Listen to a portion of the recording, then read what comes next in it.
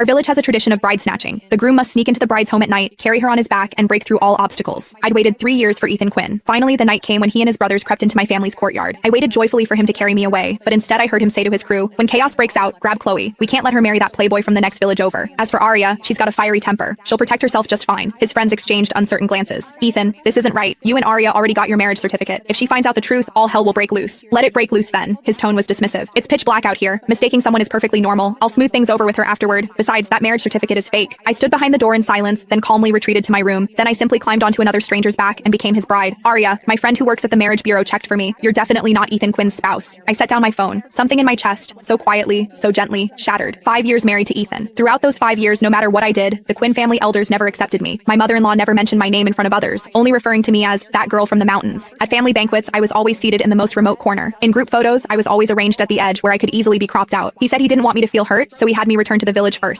He said he'd wait until he completed our village's bride snatching ritual, followed all the proper procedures, then bring me back legitimately. I obediently returned. Though we spent little time together, to outsiders we seemed loving and harmonious enough, but I'd waited 3 years for him, saved up 3 years worth of things to say, longed for this night for 3 years. Yet he came for another woman. He'd fooled me with a fake certificate for 3 years, all just so I wouldn't discover. The person he truly wanted to capture was my stepsister Chloe. I looked at the woman in the mirror, expressionless, neither joyful nor sorrowful. Soon, commotion erupted in the courtyard. The bride snatching had begun. People were shouting, "They're here! They're here!" Someone laughed. Footsteps pounded past in chaos. Someone deliberately blocked the path. The firelight painted half the sky red. The excitement belonged to them. The excitement was for Chloe. The other group consisted of people from the neighboring village who'd come for the capture. They'd originally come to capture Chloe. According to tradition, if a girl was unwilling, she could hide away early and let them make a wasted trip. But Chloe didn't hide. She'd been waiting in her room all along, waiting to be carried away. And the person she was waiting for was my husband. The room I was in wasn't my usual one. It was Chloe's. That afternoon, my stepmother had called me over, held my hand, and spoke with rare gentleness. "Arya, tonight during the capture, you stay in Chloe's room. Your room is too quiet. The capture group won't find it easily. Those thugs coming for Chloe are troublemakers. You've always been tough since childhood, can take a beating. Not like Chloe with her delicate constitution. If she got hurt by accident, it would be terrible." I said nothing. I knew what she meant. According to village tradition, during bride snatchings, the groom's brothers would charge in first to seize the bride. The woman had to resist, struggle, fight desperately to prevent being carried away. This was called blocking the door. The harder you blocked, the fiercer you fought, the more precious the girl was considered. The harder the groom's side had to fight to carry her away. Those punches and shoves would land on you for real. My stepmother sighed, acting as though sharing her deepest thoughts. She studied my expression, testing the waters. "Besides, Ethan's from the city. He's not familiar with our customs. If you stay in this room by the entrance, he won't have to search the whole courtyard." Back then, wanting to make things easier for Ethan, I'd agreed. I'd even sent him a message with my room's location. But who knew? They'd been planning this switch all along. Outside, a louder commotion suddenly erupted. Someone shouted, "Got her! Got the bride!" People laughed, people cheered, firecrackers crackled and popped. I listened but didn't move. I knew who they'd captured. I could even picture the scene. Ethan carrying Chloe on his back, stumbling through the crowd. His brothers flanking them protectively. Someone deliberately blocking their path. People throwing things. Chloe burying her face against his back, pretending to struggle a few times. How wonderful. I lowered my eyes, refusing to look. Before long, my room door burst open. A group of people surged into the darkness.